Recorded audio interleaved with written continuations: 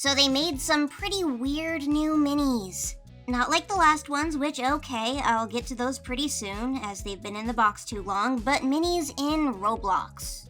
These are being sold by Warrior Cats Ultimate Edition, which is the official Warrior Cats Roblox game, so I'm counting them as an official product.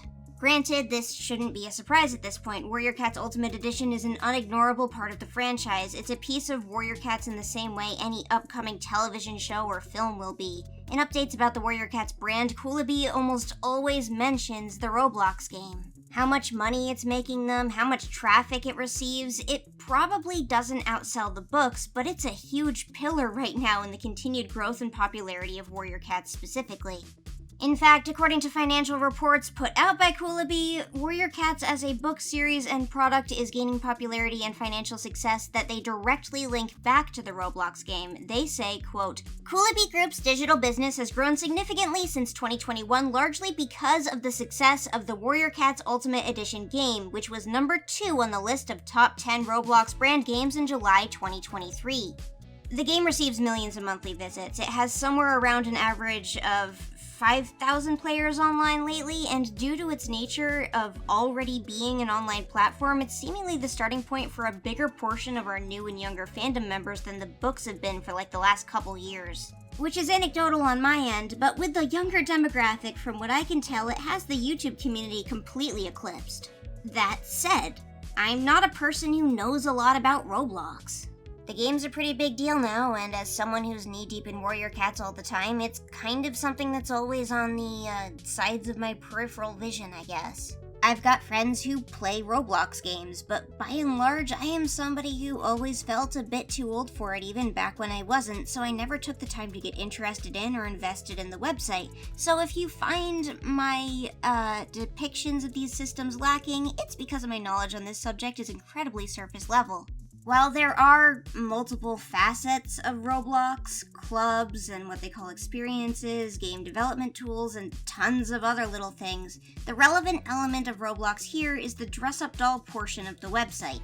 Roblox as a platform allows you to buy clothes, largely made by other users, but some made by Roblox themselves for your avatar. Back in time a bit, this was limited to just textures that were applied to the shape of the blocky Roblox body, but nowadays, some users are able to produce UGC, or user-generated content items, which are able to have their own custom meshes. This allows for full new custom bodies, heads, and accessories for existing Roblox body types, which is where these minis come in. They are a shoulder accessory, all of which take up the same slot in the avatar's right shoulder. From what I can tell, additionally, all 3 are based on the same model, which is reasonable. All 3 are in side-sitting pose, which is the original pose for Ravenpaw and Greystripe, but not Firestars. He did eventually get a side-sitting pose with the Rusty Mini. Overall, I like what shape-wise they were going for. These fake minis have cuter, longer snouts, and they come to a bit of a point, and I like that choice. It makes them a lot more recognizable from the side than our actual minis are, and while I think the forehead bulges out a little bit too much, it otherwise allows for a pretty recognizable shape. That said, the model itself has a couple immediately noticeable issues. Obviously, the forehead, as I mentioned before, is a bit too bulbous, but the back of the head is uneven, causing a divot inwards towards the middle vertices in the back. That gives certain angles this, butt shape when you're, not seeing the mini from a distance.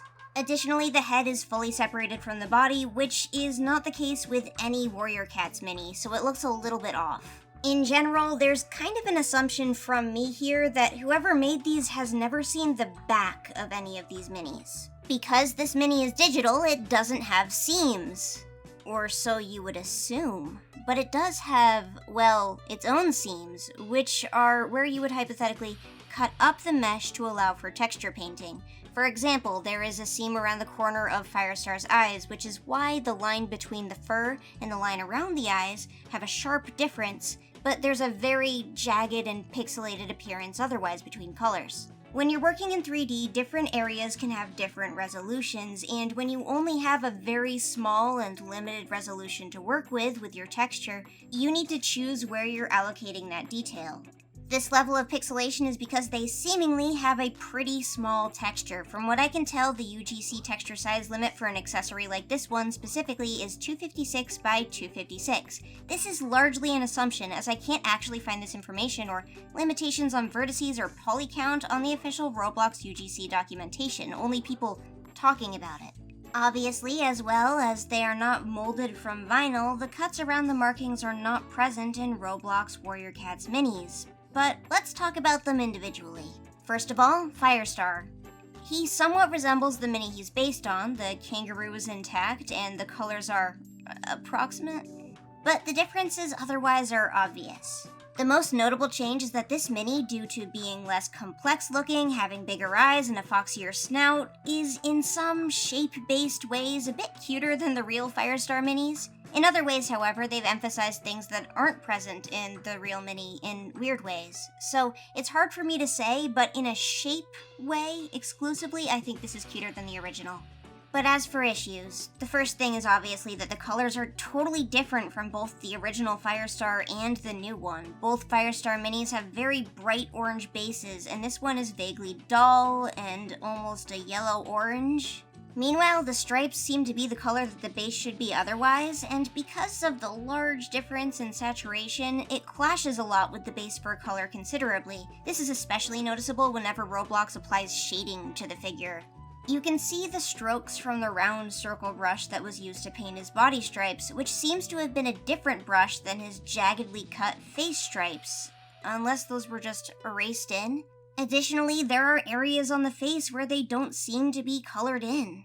On top of this color problem, the digital mini doesn't have good contrast between his nose and his counter shading. This means that the nose nearly completely vanishes in dimly lit experiences, which looks especially weird when his mouth is so dark.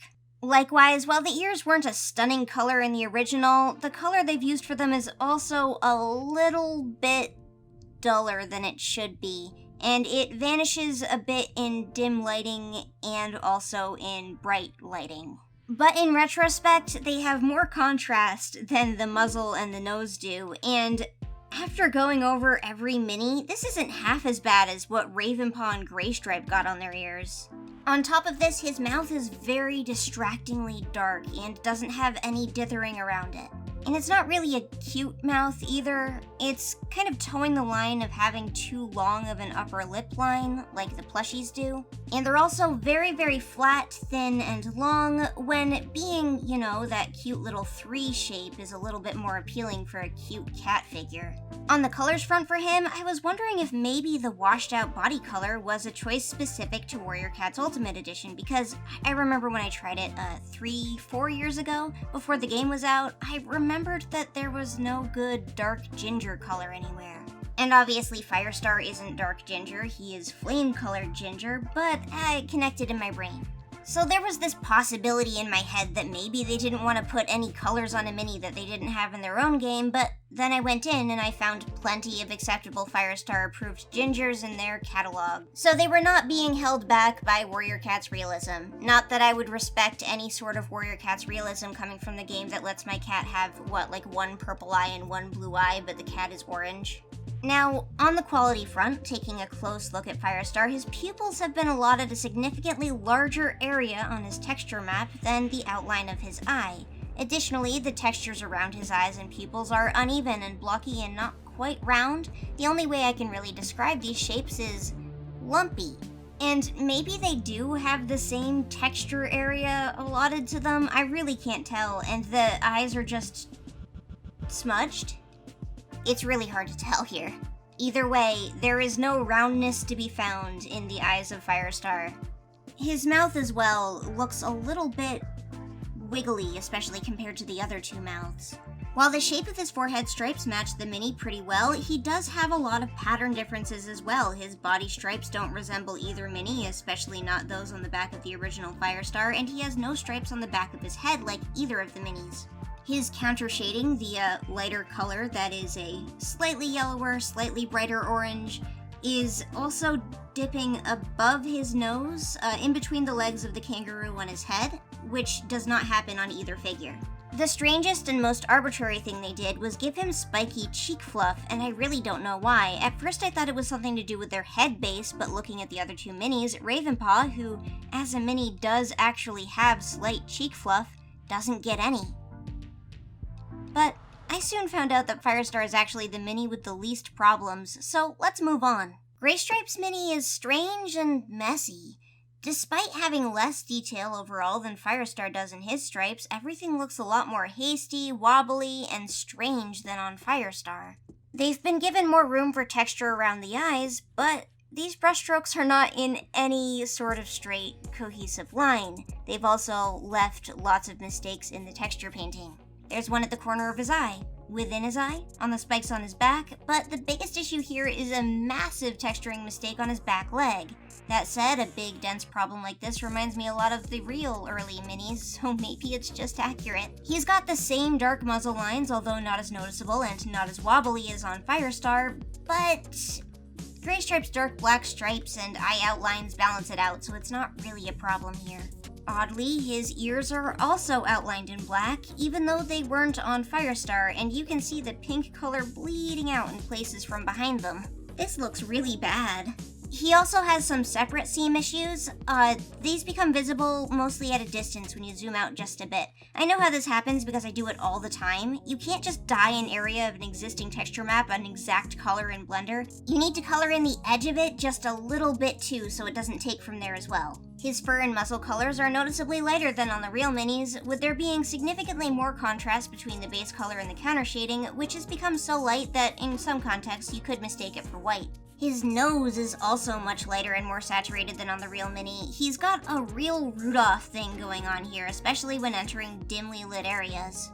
Mistakes and all, though, the worst thing is the ear outline here. It stands out as amateurish while the rest of the mini just looks rushed instead.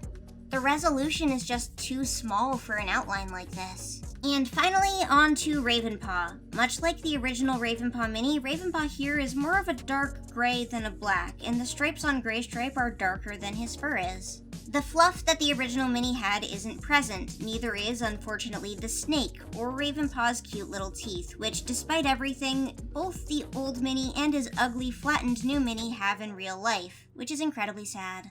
Ravenpaw has no stripes. His markings are simple, chest spot, tail spot, otherwise everything else on him is going to be a feature like his eyes, mouth, or ears. So I know for a fact, on this one, this means they had more room to draw the eyes. So why are there so many mistakes on the eyes?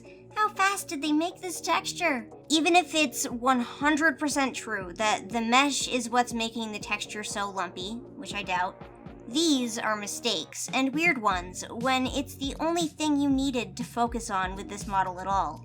Additionally, while not immediately clear on the ears, both them and his nose for some reason are outlined in black. I have no idea why this is on the nose in particular, because it draws attention to the fact that the nose is a new mesh and doesn't need or require the outline. All I can imagine is that this was copied from the design of the original mini by whoever made it, mistaking the cuts in the vinyl for black outlines. And if you're wondering, the inner ear shapes are actually different on both Ravenpaw and Gray Stripe, so it's not like they copy-pasted Ravenpaw's texture over and recolored it, they just did this twice. Unlike the other two, where I think there are actually improvements going from the original to this shape, this virtual mini is not as cute as Ravenpaw's original mini. It's cuter than the new one, who looks like somebody stepped on it, but the original mini is a pretty high bar. As far as Warrior Cats minis are concerned, it's like in the top percentage. Original Ravenpaw, in shape, is just genuinely cute. So by giving this new Ravenpaw the long muzzle lines and uncat-like mouth that the other two virtual minis share, they've taken a lot of what makes the original Ravenpaw good. He's got a tiny little mouth and teeth underneath a noticeably big and cute nose. And while Ravenpaw isn't as obviously messy as Gray Stripe, he's still very messy. So then how do these guys compare to other Roblox shoulder accessories that hypothetically had the same limitations? I could be being harsh after all, I'm not 100% versed in the Roblox UGC program, and from what I can tell they have quite a few limitations overall. So I went digging for shoulder accessories secrets. And this revealed a few key things. First of all, at the very least, most opt to cut the texture map separately for facial details, with the most similar cats in the shoulder space cutting around both the eye outline and around the eye color, not just one or the other. Secondly, quite a few opt to have solid textures on most of the body while reserving a big canvas space for eye detail. third is that, despite how small these textures get, almost none of these characters tend to have, well, the same lumpiness to their eyes that the Warrior Cats minis have. And last, wow, there is a lot of interesting stuff in here. I thought it was kind of hard to be approved to upload this stuff, but I have seen, what are definitely just video game models from actual video games being sold in this store. If they made them themselves and they just labeled them, generic this or that, yeah, that's fine. I mean, who cares? But when you're just taking the whole model, come on, kid. But aside from all of those points, I found stuff that had bump textures and low-resolution textures that, regardless of everything, still looked more complete than the minis, and just generally items that, despite being under the same limitations as the shoulder minis, did have considerably more polish. So I know at the very least that it isn't impossible. Also, cats that go on other body parts by other creators did have a lot more polish and texture as well, but I don't know what the limitations are, if these guys are allowed bigger textures or higher levels of detail. And oh, why do you blink with your whole entire forehead? This thing is pretty cute when it's not deforming its entire head to blink. Oh, and now I'm over-examining the paw. Why are the paws so detailed and stretched out? You know what? I'm not gonna think about it. This is not a review of this cat head. It is a review of the shoulder mini, which does not look as good. Now, I have no idea who made these. I don't really have any connections to the Roblox world. If it was on commission, or if somebody from the team on the Roblox game made it, or what. But the biggest thing that these figures are lacking in is just patience. And I get it. I rush things out constantly. Deadlines are hell, and even now I'm pivoting to this video because I couldn't finish a different one in time. A couple weeks ago, I posted a video where the audio was out of a 2001 Homestar Runner cartoon in quality by accident, and I needed to speedrun re-exporting it. I forget to color in things and make characters have strange faces because I'm rushing. I'm not the guy you look at and go, oh yeah, Master of Quality Moon Kitty. It's more like Master of Quantity Moon Kitty, but still, I think they can be better, and easily. So how? Honestly, the biggest thing here is to just take your time, hypothetical mini designer.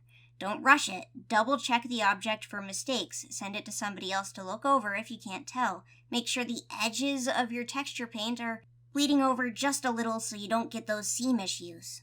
The easiest way for these to get better is just to improve the textures. While the Firestar Mini is so yellow he could pass as Sandstorm, it's not accuracy to minis that I personally care about, or think a lot of people care about, so much as accuracy to characters. So my color problem isn't, oh, this doesn't look like the mini Firestar design, it's that it's got color contrast problems. Making sure that you pick nose and ear colors that aren't too close to the fur color would help a lot, and if that's something that you, hypothetical mini designer, struggle with, you can change everything to be in black and white to see if there's too much or not enough contrast between those colors. Additionally, no more ear outlines, no more nose outlines. The resolution is just too low for those to not look tacky. A big change would be using seams to differentiate different, messy areas of color on the face details, like is already being done for the eye outlines and the nose. This might mean a couple more polygons around the eyes, but I'm assuming based on the other content that I've seen in the marketplace that these guys aren't exactly pushing the model limit boundaries. And don't use anything too dark for the mouth if the cat is light otherwise, and make the mouth, cuter and rounder and smaller. They're kitty cats. Honestly, based on the other models I've seen in the marketplace, modeling out the mouth seems like the best option, but that's a lot of work, compared to just spending a little bit more time on the texture. Consider if the resolution is this small, dithering the edges a little bit more. The textures on Firestar, for example, almost look like a solid pixel brush was used for all the detail, and that's very off-looking.